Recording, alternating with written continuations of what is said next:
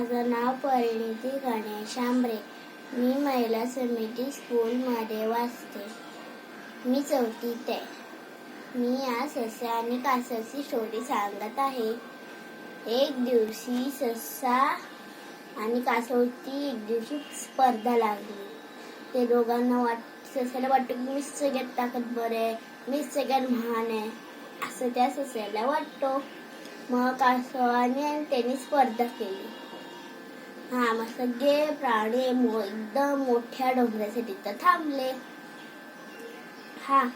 मग सगळ्यांनी स्पर्धा चालू केली. मग ससा असा तुडू तुडू तुडू तुडू एकदम एकदम म्हणजे एकदम पुढे धावत गेला आणि कासव आपला हलू हलू हलू हलू चालत राहिला.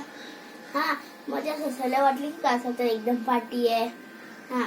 मग त्याला दुसरीकडे गाजराचा बाग दिसला.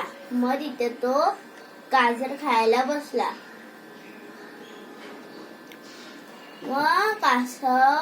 मग तो ससा गाजर खात खात झोपून गेला झाडाखाली. मग तो कासव हलू हलू हलू हलू हलू हलू चालत चालत त्या ससाला भेटला. मग तो कासव पुढे निघून गेला. मग जिंकला कोण? कासव.